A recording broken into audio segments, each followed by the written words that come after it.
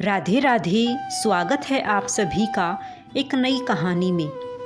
उज्जैनी में राजा चंद्रसेन का राज था। वह भगवान शिव का परम भक्त था।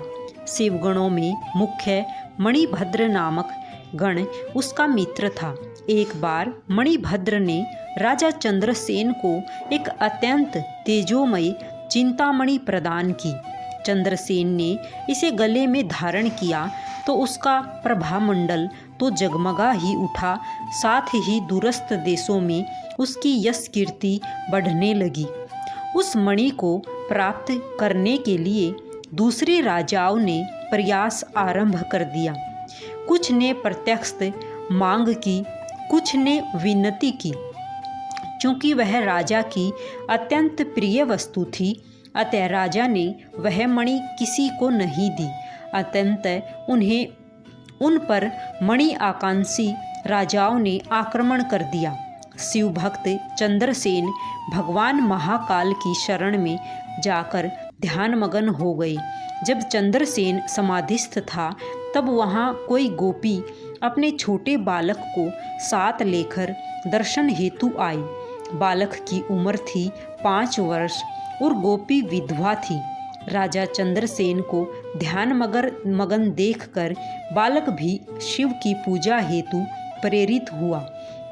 वह कहीं से एक पाषाण ले आया और अपने घर के एकांत स्थल पर बैठकर भक्ति भाव से शिवलिंग की पूजा करने लगा। कुछ देर पश्चात उसकी माता ने भोजन के लिए उसे बुलाया, किंतु वह नहीं आया।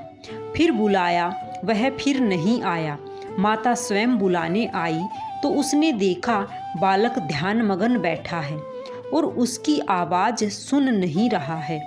तब क्रुद्ध हो माता ने उस बालक को पीटना शुरू कर दिया और समस्त पूजन सामग्री उठाकर फेंक दी। ध्यान से मुक्त होकर बालक चेतना में आया तो उसे अपनी पूजा को नष्ट देखकर बहुत दुख हुआ। अचानक उसकी व्यथा की गहराई से चमत्कार हुआ। भगवान शिव की कृपा से वहाँ एक सुंदर मंदिर निर्मित हो गया। मंदिर के मध्य में दिव्य शिवलिंग विराजमान था एवं बालक द्वारा सुसज्जित पूजा यथावत थी।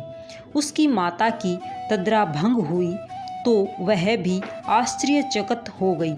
राजा चंद्रसेन को जब शिवजी की अनन्य कृपा से घटित इस घटना की जानकारी मिली तो वह भी उस शिव भक्त बालक से मिलने पहुंचा।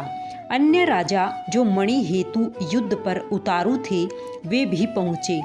सभी ने राजा चंद्रसेन से अपने अपराध की क्षमा मांगी और सब मिलकर भगवान महाकाल का पूजन अर्चन करने लगे।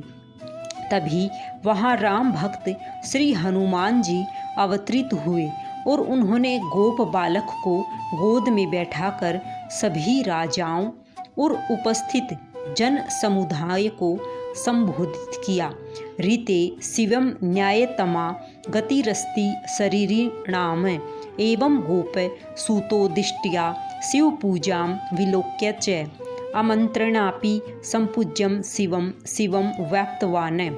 ऐसे भक्तवर शंभो रूप गोपानां कीर्तिवर्धन इव भुक्त्वा खिलान भोगान्ते मोक्ष अयं वाप्स्यति।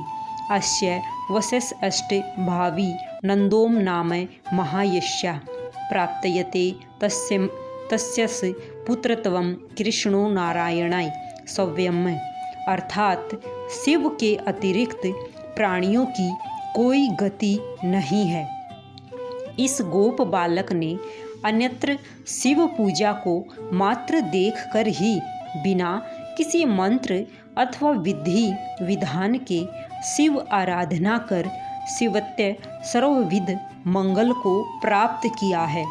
यह शिव का परम श्रेष्ठ भक्त समस्त गोपजनों की कीर्ति बढ़ाने वाला है। इस लोक में यह अखिल अनंत सुखों को प्राप्त करेगा।